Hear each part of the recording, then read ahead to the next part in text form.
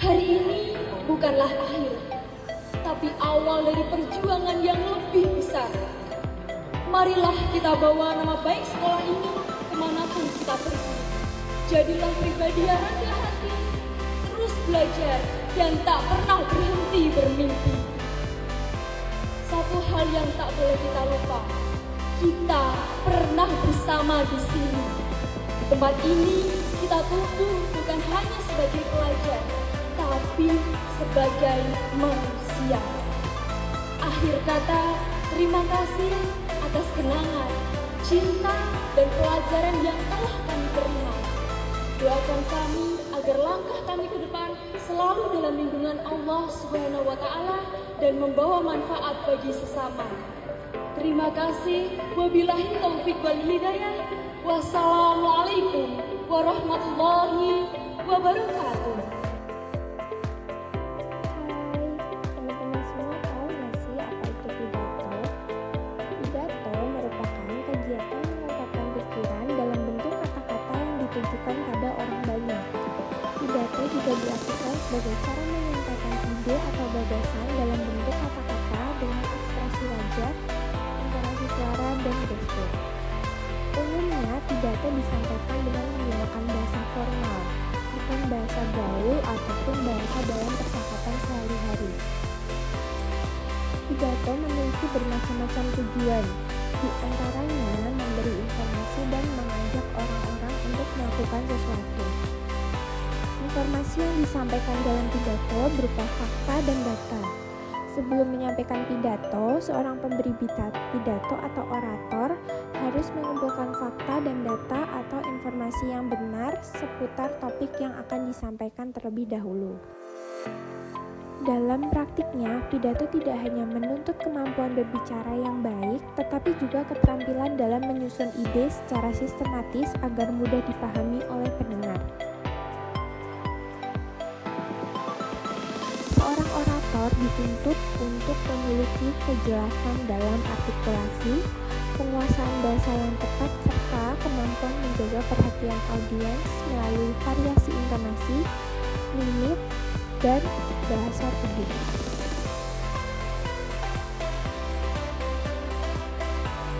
Itu adalah pidato yang bertujuan untuk memberikan pengetahuan atau keterangan baru kepada pendengar. Dalam pidato ini, pembicara berperan sebagai penyampai informasi yang jelas, faktual, dan mudah dipahami.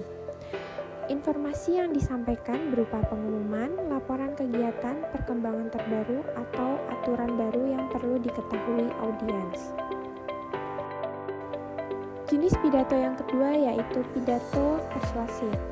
Pidato persuasif memiliki tujuan untuk mengajak atau mendorong pendengar agar melakukan sesuatu, menerima ide tertentu, atau mengubah perilaku mereka.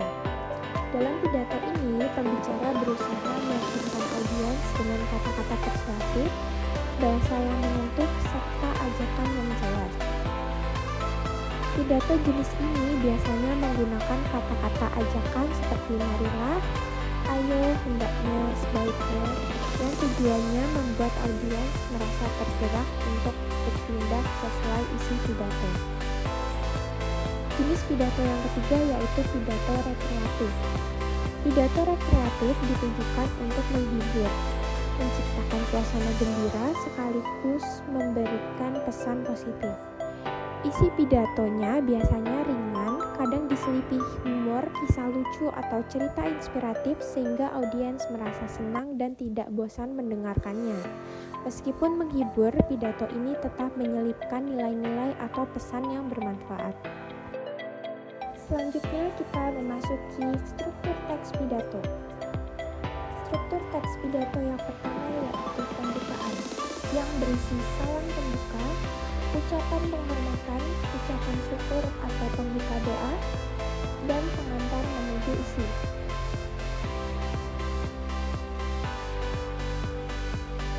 Contohnya adalah Assalamualaikum warahmatullahi wabarakatuh. Selamat pagi, yang saya hormati Bapak Alfi, Kepala Sekolah SMP Teladan. Masuk kepada struktur teks pidato yang kedua yaitu isi. Sesi ini merupakan uraian pokok pikiran atau pesan yang ingin disampaikan. Bisa berupa informasi, ajakan, atau nasihat.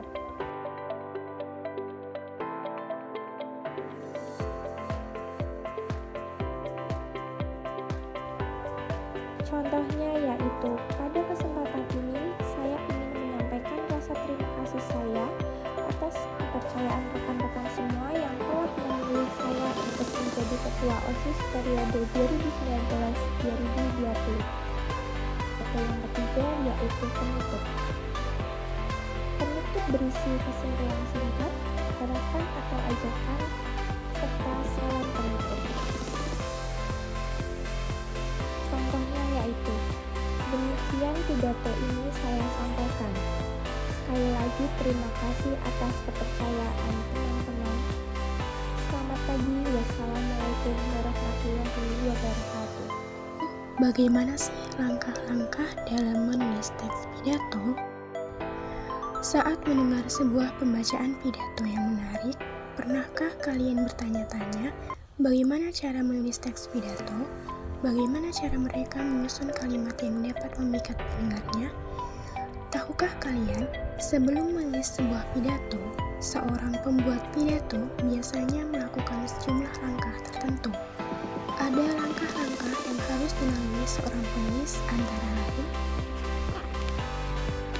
Yang pertama, memilih dan menentukan topik. Kalian dapat menemukan masalah ini dengan memperhatikan lingkungan sekitar sekolah, rumah, atau teman-teman kalian. Jika kalian mengangkat topik yang dimengerti banyak orang, pidato kalian akan lebih mudah mendapatkan perhatian. Seperti pentingnya menjaga kebersihan lingkungan sekolah, pentingnya disiplin waktu bagi pelajar, menjadi pelajar yang jujur dan bertanggung jawab, dan lain sebagainya. Pemilihan topik ini sangat membantu dalam menentukan audiens yang dituju supaya tidak salah sasaran dan audiens dapat menangkap isi dari pidato tersebut. Yang kedua, membuat kerangka atau bagian-bagian pidato. Setelah kalian menentukan sebuah topik, mulailah menyusun kerangka pidato. Namun, sebelumnya kalian tentukan dahulu tujuan pidato kalian. Dengan menentukan tujuan, akan lebih mudah bagi kalian dalam menyusun kerangka pidato. Contoh, seperti ini. Topik yang akan kalian ambil adalah masalah sampah di sekolah dengan tujuan mengajak seluruh peserta didik untuk membuang sampah pada tempatnya. Kerangka pidato dapat disusun sebagai berikut. Tujuan penulisan pidato ini adalah untuk mengajak seluruh peserta didik membuang sampah pada tempatnya. Dengan demikian, isi pidato harus berisi ajakan kepada para peserta didik untuk lebih tertib membuang sampah pada tempatnya.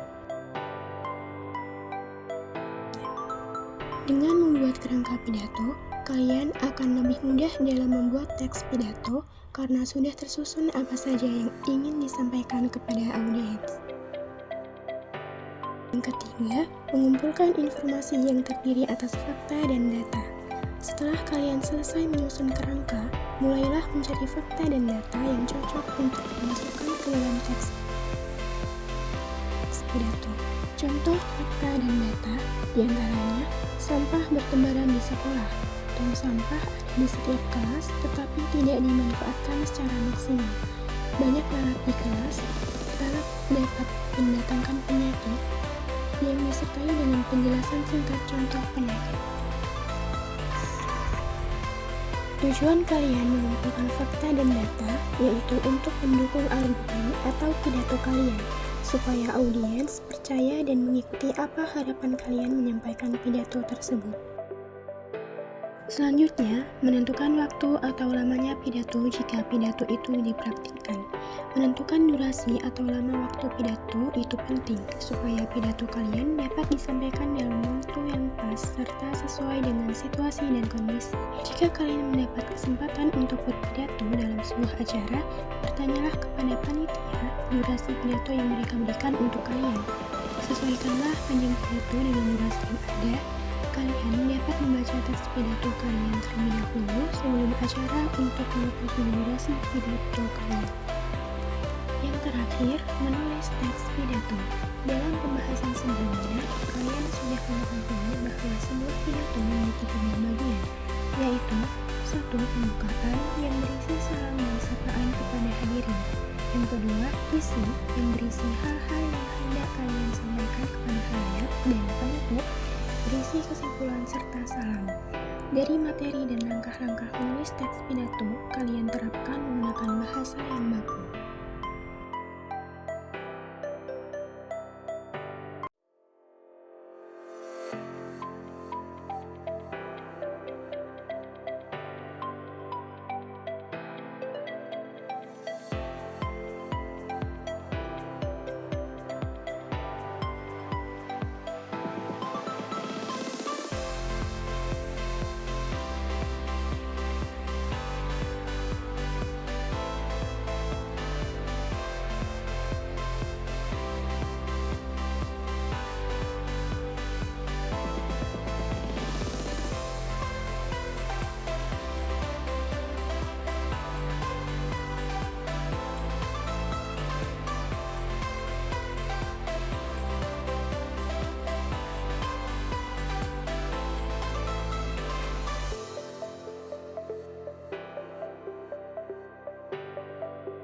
Metode dalam berpidato.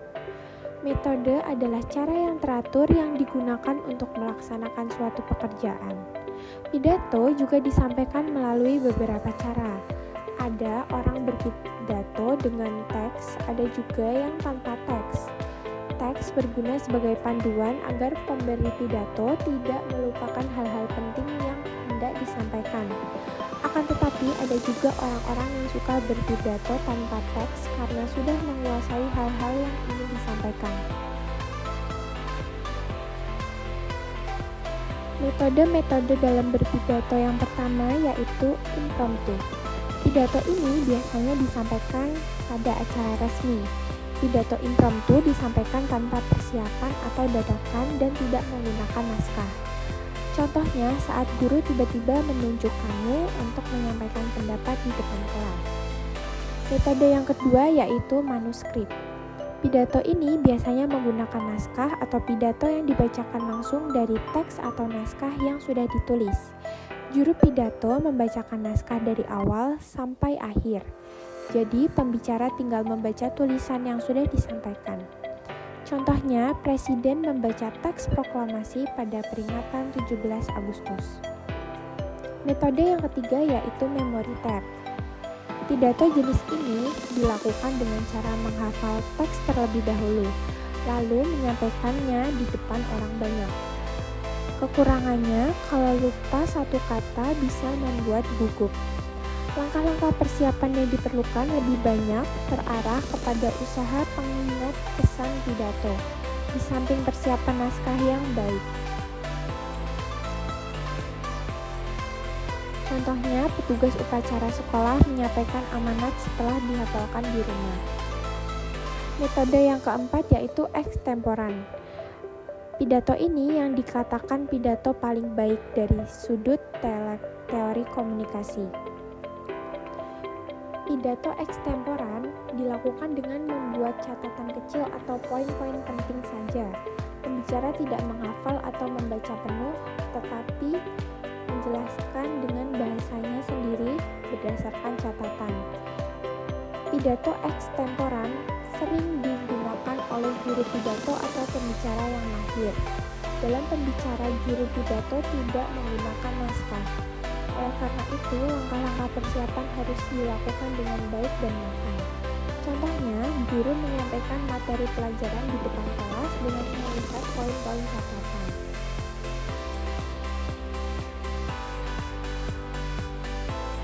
Teknik atau sikap pada saat berpidato yang perlu kita perhatikan yang pertama adalah penampilan sebelum, saat, dan sesudah pidato. Sebelum berpidato, sebaiknya kita bercakap-cakap dengan orang sekitar untuk menghindari kegugupan.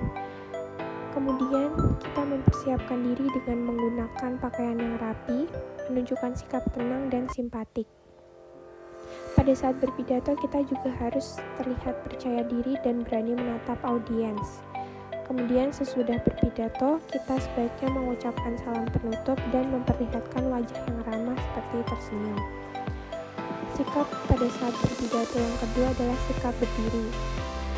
Jangan kita berdiri dengan kaki terlalu terbuka atau terlalu rapat. Kemudian berdiri dengan bersandar pada mimbar, berdiri dengan tidak tenang, atau berdiri dengan terlalu santai. Sikap yang ketiga adalah sikap atau mimik wajah.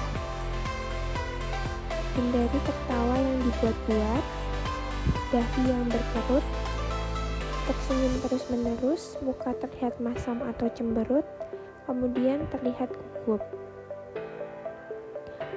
Sikap yang keempat adalah gerakan anggota badan. Anggota badan